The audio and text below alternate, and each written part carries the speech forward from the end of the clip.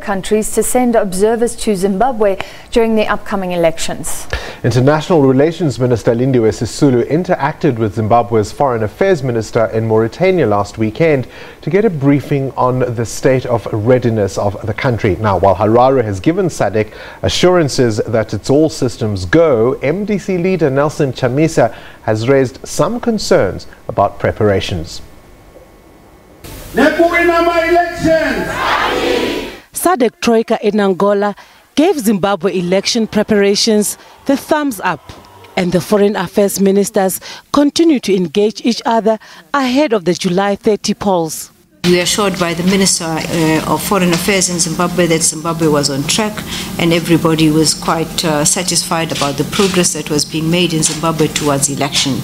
So Zimbabwe is going to election at the end of the month, and we confirmed that.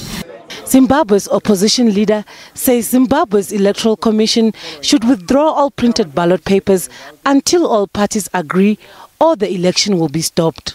We have an election process that is in a process stalemate arising out of the ballot scandal and the voters' rolls and inadequacies and omissions. This has culminated in an election crisis, which we are now declaring because we are not agreed on the process. We are part of those people who are supposed to participate in that process. Meanwhile, the ZEC commissioner told the SABC that political parties were happy with the printing of the ballot. The commission is busy at the moment. We are printing the ballot paper. It was an issue that was conflictual amongst parties because parties wanted to see where we were printing the paper. The commission did take the parties to go and see where we were printing, and they were able to view that printing is done in Zimbabwe. Chamisa has called on SADC and the AU to intervene. He also wants an emergency meeting with President Emmerson Mnangagwa. We are going to be tempted to ask SADC and AU to come and take over the process so that it's an independent process by an independent and impartial referee. It's within our political rights, it's within our constitution. Because if ZEC is choosing to be ZANU, then it means that we do not have an independent electoral commission.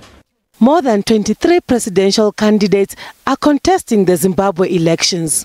Ndundu Sitole, SABC News, Johannesburg. Well, Kenya's top prosecutor has ordered 9 businessmen and government officials to be charged with manslaughter for their alleged involvement in a dam burst on a rose farm that resulted in the deaths of nearly 50 people. Nurdin Mohammed